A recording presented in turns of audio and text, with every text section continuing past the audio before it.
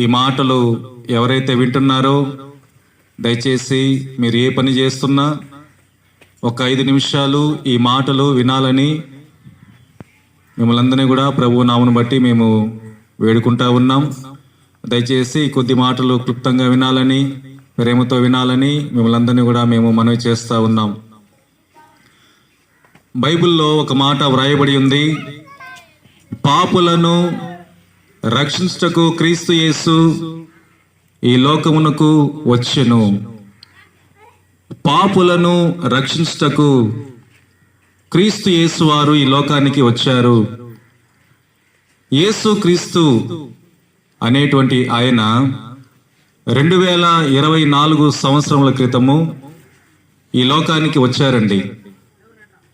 ఎందుకోసం యేసు ప్రభువారు వచ్చారు, అసలు ఆయన ఎక్కడి నుంచి వచ్చారు అని మనం ఆలోచన చేస్తే బైబిల్లో వ్రాయబడి ఉంది, యేసు క్రీస్తు వారు పరలోకంలో ఉన్నారు.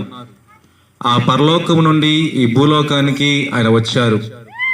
ఎందుకొరకు యేసుక్రీస్తు వారు ఆ పరలోకాన్ని విడిచి ఈ భూలోకానికి దిగి వచ్చారు అని మనం ఆలోచన చేస్తే, పాపులను రక్షించుటకు యేసుక్రీస్తు వారు ఈ భూలోకానికి వచ్చారు. ఈ మాటలు వింటున్నప్పుడు మనలో ఒక సందేహం రావచ్చు, యేసు ప్రభువారు పాపులను రక్షించడానికి వచ్చారంటున్నారు కదా, మరి ఎవరు పాపులు, ఏ పాపుల కోసం యేసుక్రీస్తు వారు ఈ లోకానికి వచ్చారు అని మనం గనుక ప్రశ్నిస్తే, అదే బైబిల్లో మరొక మాట కూడా రాయబడింది, ఏ భేదము లేదు, అందరూ పాపము చేసి ఉన్నారు.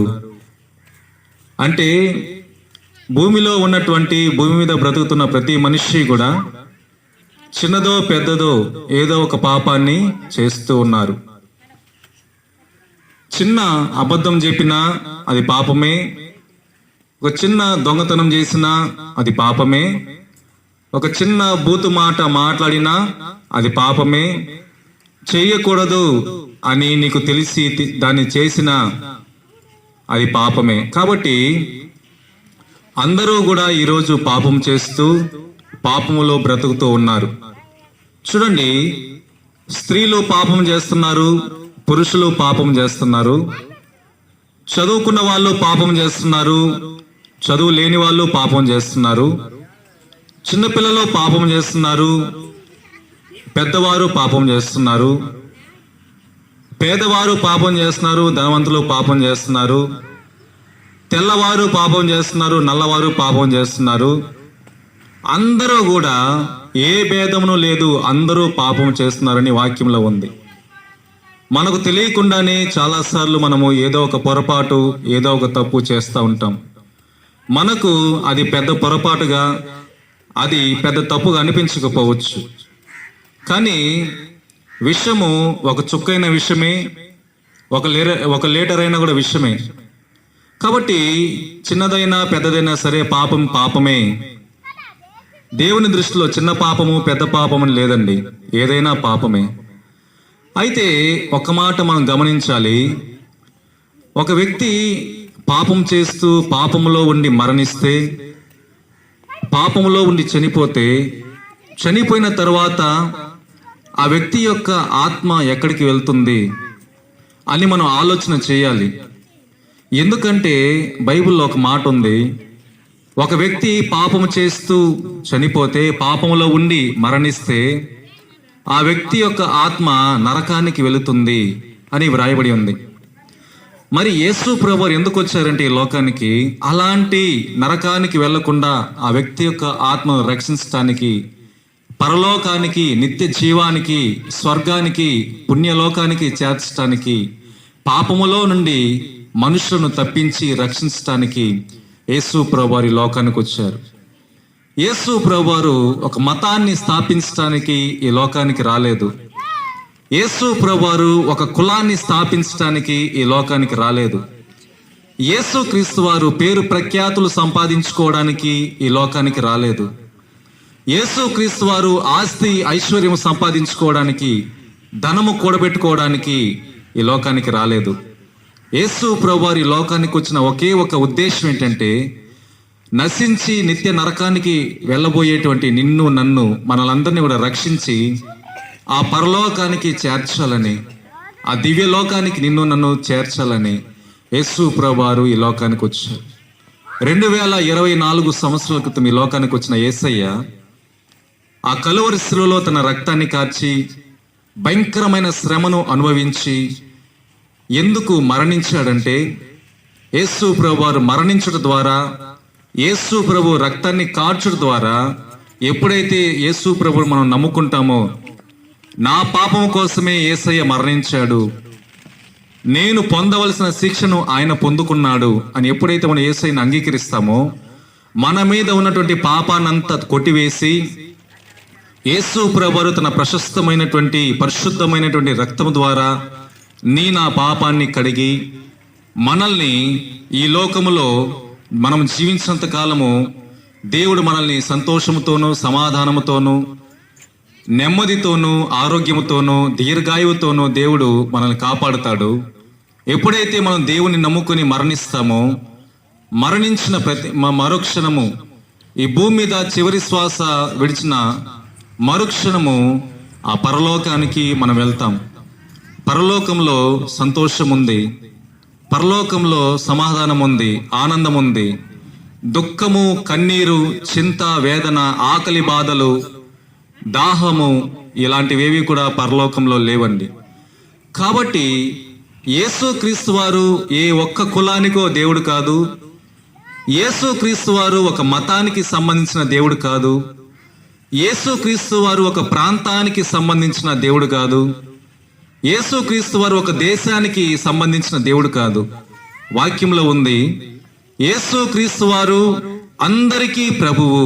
అంటే ఈ వాక్యం వింటున్న నీకు ఆయన దేవుడు, ఈ మాటలు చెప్తున్న నాకు ఆయన దేవుడు, ఈ ప్రపంచంలో బ్రతికి ఉన్నటువంటి ప్రతి మానవులకి, ప్రతి ఒక్కరికి కూడా యేసు ప్రభువు దేవుడు. కాబట్టి యేసు ప్రభువును నమ్ముకుంటే నాకేంటండి లాభం? ఎందుకు యేసయ్యని నమ్ముకోవాలంటే, ఈ భూలోకాన్ని విడిచే ఒక రోజు వస్తుంది. ఆ తర్వాత మన ఆత్మ ఎక్కడికి వెళ్తుంది? ఆ ఆత్మను ఎవరు పరలోకానికి చేర్చగలరు? ఈ జీవితంలో, ఈ రోజుల్లో మనం జీవిస్తున్నటువంటి ఈ కాలంలో మనకు ఎవరు సంతోషాన్ని ఇవ్వగలరు? మనకు ఎవరు సమాధానాన్ని, హృదయంలో నెమ్మదిని ఇవ్వగలరు అనేది మనం ఆలోచన చేయాలి. చూడండి, మనిషికి డబ్బులు ఉండొచ్చు, చదువు ఉండొచ్చు, ఆస్తి ఉండొచ్చు, అంతస్తులు ఉండొచ్చు, మంచి ఉద్యోగం ఉండొచ్చు, కోరుకున్నవన్నీ కూడా సంపాదించుకునేటువంటి కెపాసిటీ ఉండొచ్చు. అయితే మనస్సులో సంతోషం లేకపోతే, మనసులో సమాధానం లేకపోతే, నా అన్న వాళ్ళు ఎవరు మన దగ్గరికి రాకపోతే, మన దగ్గర ఎంత ఆస్తి ఉన్నా, ఎంత ఐశ్వర్యం ఉన్నా, ఎంత చదువుకున్నా, ఎంత జ్ఞానం ఉన్నా సమస్తము వ్యర్థమే. ఈరోజు మనుషులకి అన్నీ ఉన్నాయి కానీ మనసులో సంతోషం లేదు. ఎవరికి చెప్పుకోలేక మనస్సులో వారంతట వారే వారి మనస్సులో వారే బాధపడతా ఉన్నారు. కాబట్టి దేవుడు అంటున్నాడు, యేసయ్య ఏమన్నాడు? నీ బాధను ఎవరు అర్థం చేసుకున్నా చేసుకోకపోయినా నేను నిన్ను అర్థం చేసుకుంటాను. ఎందుకంటే మన మనస్సులో మనం ఏమి ఆలోచిస్తున్నామో సమస్తము యేసయ్యకు తెలుసండి. ఆయనకి తెలియకుండా ఈ లోకంలో ఎవరు ఏది చేయలేరు, ఏది మాట్లాడలేరు. కొంతమంది అనుకుంటారు, నేను చేసేది ఎవరు చూడట్లేదు, నేను చేసేది నన్ను ఎవరు గమనించట్లేదు, నా పక్కన ఎవరు లేరు అనుకుంటాం. నిజమే, కొన్నిసార్లు తల్లిదండ్రులు మన పక్కన ఉండకపోవచ్చు, మన కుటుంబంలో ఉన్న వాళ్ళు మన పక్కన ఉండకపోవచ్చు, మనం చేసేది ఎవరు చూడకపోవచ్చు. అయితే పైనుండి ఒక ఆయన చూస్తున్నాడు అనేటువంటి నిజం నీకు తెలుసా? కంటికి కనిపించని ఆత్మరూపంలో ఉన్న దేవుడు నిన్ను నన్ను చూస్తున్నాడనే ఆలోచన నీకుందా? చాలా మంది అంటున్నారు, యేసయ్య ఎక్కడున్నాడు? మీరెవరైనా యేసయ్యని చూసారా?